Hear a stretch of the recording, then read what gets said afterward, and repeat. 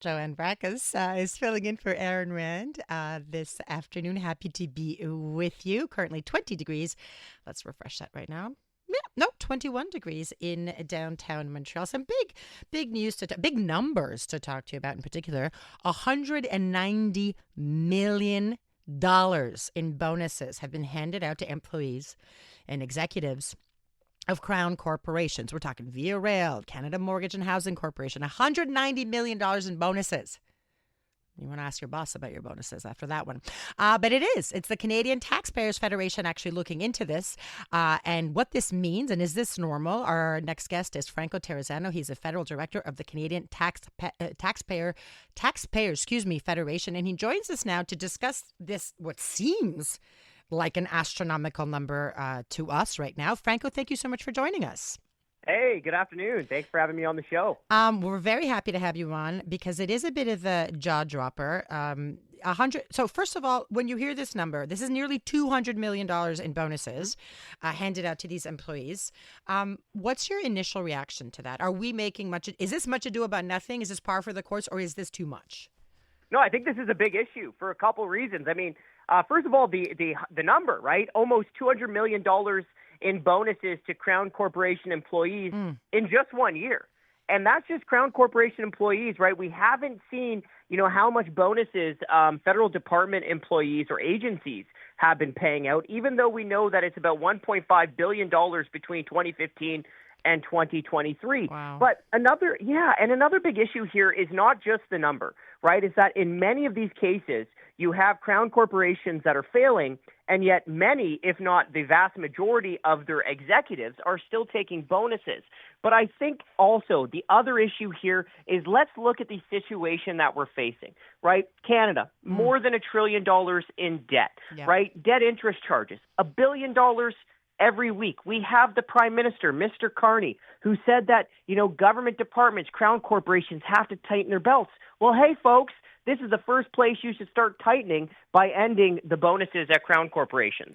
It's interesting, Franco, because you mentioned the fact that some of these corporations are failing. Like they're not bringing in profits. They're not bringing in the dollars that would potentially justify these kinds of bonuses. I'm reading here in the notes that were sent over that basically on average, every executive took a bonus with the average executive bonus totaling over $200,000. So the optics of this, first of all, are not where they should be.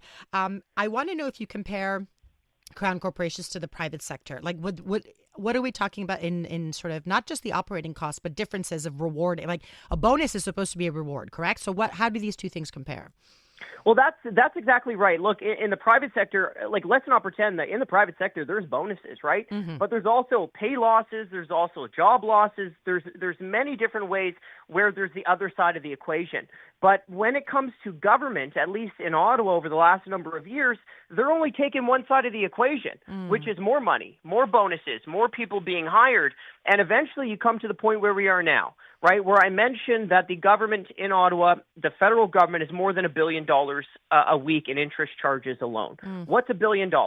Well, that's a brand new hospital that is not getting built because that money is going to pay interest on the debt every week.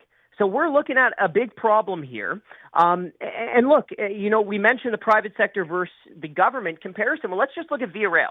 Okay, Via Rail dished out $11 million in bonuses last year. Wow. Now, Via Rail's average for their executives, their average bonus, $110,000.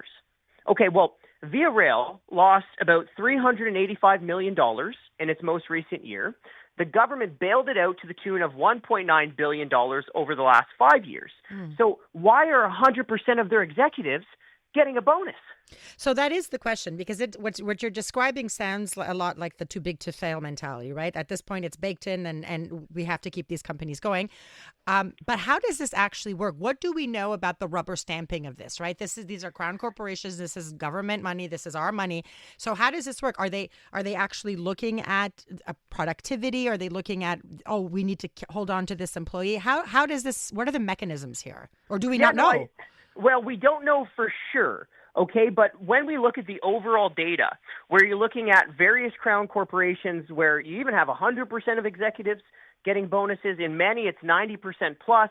If you look at government departments over the last 10 years, not including this year, the records aren't out yet, but if you look, back to 2015, every year it's 90% of government executives in departments alone who are getting a bonus. Now, how are their departments performing? Well, we do have data on that. So if you go back to the last 5 years, almost every year, government departments failed to meet 50% of their own performance targets. Say that again. Right? They failed to meet 50%. Yes. Wow. On a good year, they'll meet 52% of their own performance targets, right? Think about it this way. It's like you write your own test, you barely get a D-, and then you give yourself a bonus. So the obvious question now, Franco Terrazzano is the federal director of the Canadian Taxpayer Federation. Now that all of this has sort of come to light, we've peeled back the curtain, we're kind of figuring out that it's not making sense. What are you asking for? Apart from more accountability, is it more clarity in the process, or is it simply we're freezing it for now until we can figure out next steps? Yeah, look, the budget is right around the corner, right? The federal budget, November 4. I don't think it's too much to ask from taxpayers. Like, hey, folks, if you're running a deficit that's 50, 60, 70, 80, 90, potentially even $100 billion, maybe we just knock it off or ease up on the bonuses, right? Like, as I mentioned, the government, more than $1 trillion in debt. There is no money lying around for bonuses right now, right? We've got unmoney. That's how much debt we're in. So I think it's not too much to ask for taxpayers, especially with Mr. Carney saying he's going to cut some spending, he's going to tighten his belt, he's going to do a spending review.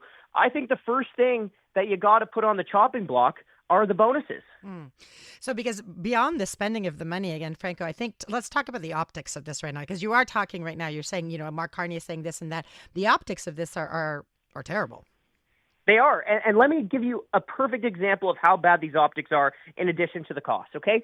So One Crown Corporation, Canada Mortgage and Housing Corporation, rubber stamped about $30 million in bonuses last year. About 99% of their executives took a bonus. Okay, well, the CMHC has repeatedly claimed that it's driven by one goal, housing affordability for all. Wow. Well, are homes affordable? No, of course not. I laugh because if I didn't laugh, I would cry. Well, I mean, we're in a housing crisis, and we are in how a much? Housing crisis. What was the number you said? $30 million. $30 million in bonuses. 99% of those executives got a bonus according to the records, and we're in a housing crisis. Like, in what world do you think you deserve a bonus when Canadians not only cannot afford a home, have given up on the dream of home ownership itself? Yeah, it's interesting because right outside the window here from our CJAD 800 studios, not so far, there's a couple blocks away, there's a homeless encampment that breaks my heart every day that I drive into work. So hearing that just... It's terrible. Franco Terrazzano, again, is the federal director of the Canadian Taxpayer Federation. Thank you for joining us, and thanks for getting me riled up. Oh, it's my pleasure to be your shot of espresso in the afternoon. Thank you for that. Again, Franco Terrazzano. I'm Dylan Playfair. And I'm Tyler Smith. We're putting loneliness in the penalty box by talking to some of our favorite athletes about the importance of friendship. This is Bromance. Bromance is brought to you by Charm Diamond Centers, proudly Canadian owned and operated. Charm has been part of your love stories and bromances for over 50 years. And you can find Bromance on the iHeartRadio network or wherever you get your podcasts.